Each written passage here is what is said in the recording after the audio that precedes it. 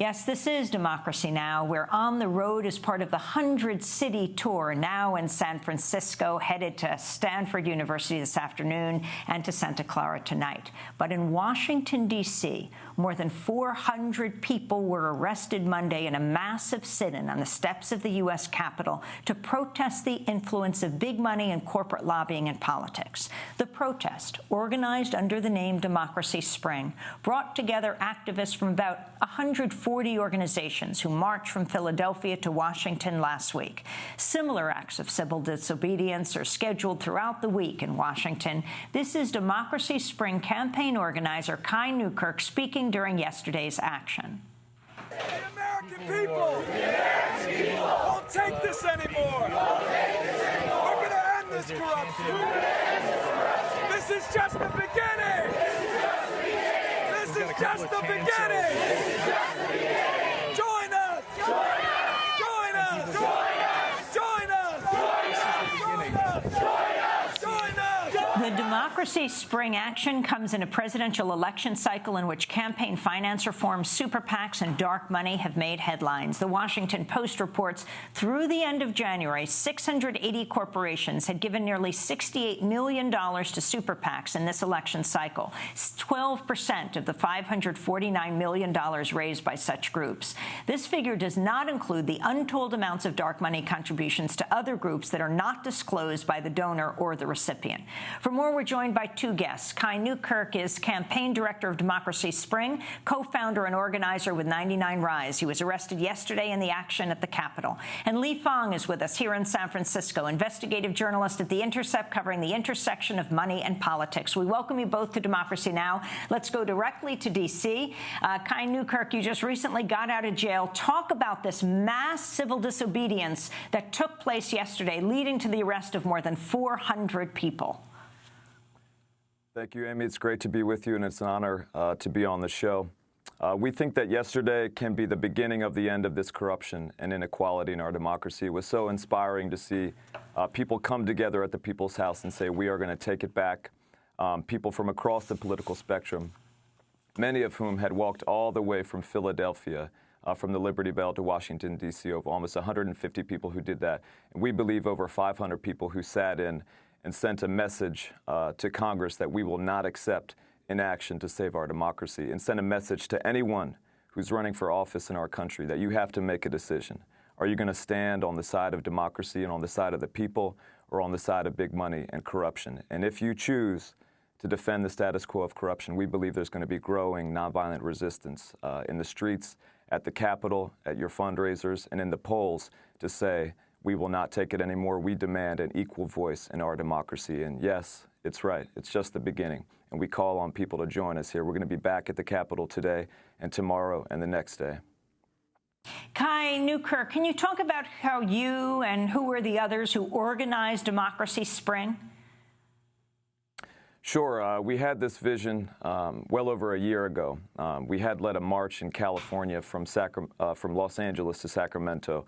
99 Rise, the organization that I co-founded. It was very powerful. It was an inspiration to many people. And we thought, what if we could take that national? What if we could give people across the country an opportunity to participate, and have been able to bring together an incredible coalition, as you said, over 140 organizations from across the spectrum of the progressive movement and even beyond, and leaders from different parts of the movement. Cenk Uygur from the Young Turks sat in yesterday.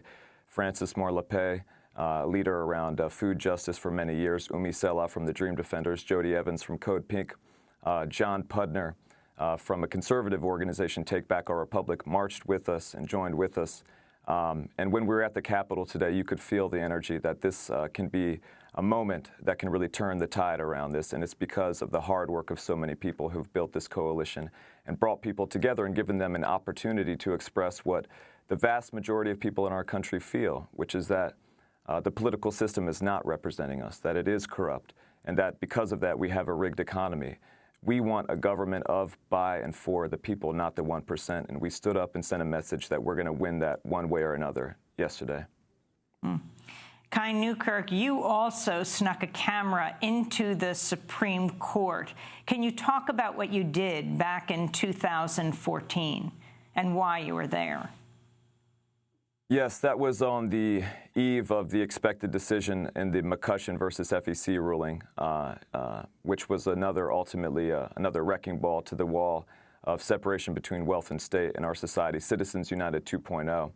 And we felt like we needed to call attention to this crisis and the Supreme Court's role in deepening it, and do so in a way that would inspire people to stand up. So myself and one other person, Ryan Clayton, from Wolfpack, who also sat in with us yesterday, we went into the court, and I stood up and gave a short speech, was arrested, but we got it on video, the first video ever from inside the Supreme Court.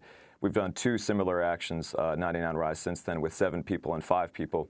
And I'm very proud because the goal, in many ways, of that was to inspire other people to step up and to be willing to do something similar. And yesterday was a tremendous fulfillment of that, to see hundreds of people, over 500. It took them hours to get people processed and out. They had to get another bus because they were not prepared. There were so many people. And more are going to be joining today and tomorrow. And we call on people, wherever you are in this country, if you agree with us, get in your car, get on the bus, get a ticket, do whatever it takes to get to D.C. and be part of this moment. Kai Newkirk, what are the bills before Congress right now that addresses campaign finance? There are many steps that Congress could take. We're calling on them to take immediate action to end the corruption of big money in politics and ensure free and fair elections that give us all an equal voice. And there are 4 bills in particular that we've identified, 2 that deal with big money in politics and 2 that will protect and expand the right to vote and voter access. One would set up public finance, citizen funding of elections so that anyone can run for office without raising money from billionaires. Another is an amendment that would overturn Citizens United. The third would restore the damage that was done to the Voting Rights Act by the Supreme Court, the Voting Rights Advancement Act. And the fourth, the Voter Empowerment Act, would do many positive things to make it easier for people to get to the polls and to be able to vote. And in the wake of Justice Scalia's death, there's a 5th step that we're calling on Congress to take, which is to confirm a nominee to the Supreme Court who will vote to uphold the principle of political equality, to end this corruption of big money in politics and ensure that all have the right to vote. And what we're saying is that even though the conventional wisdom is that Congress won't do anything with Republican leadership, we don't accept that. You know, we feel that conscience demands that we ask what is right, what is just, what is consistent with our principles as a country.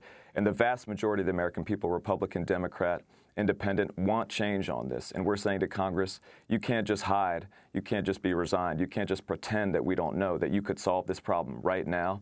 We're going to demand that you do so. And if you don't, you're going to have to send hundreds of people to jail day after day and expose this problem and shine a spotlight on it and force yourselves to take a stand and make a decision.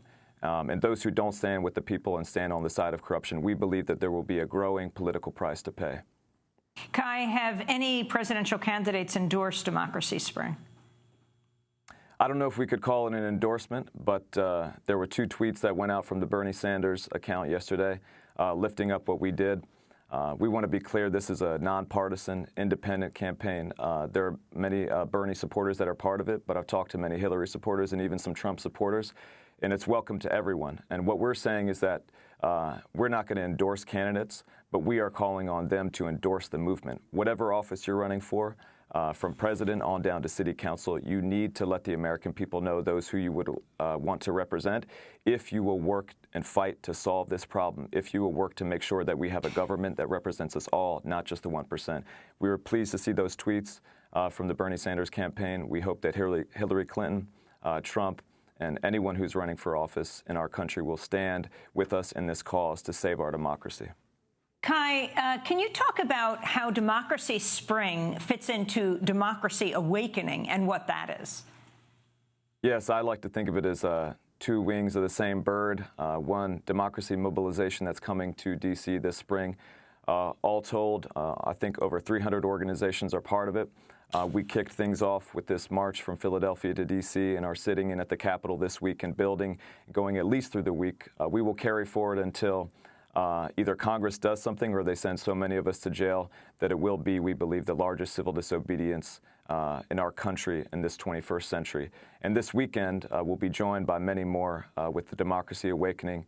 On the 17th, there will be a huge family-friendly rally. We call on everyone to come out into the streets, to march, to walk, to join with us then. And then on Monday, Congress of Conscience, lobbying, direct action, going back to the Capitol. We'll be there. We'll be organizing.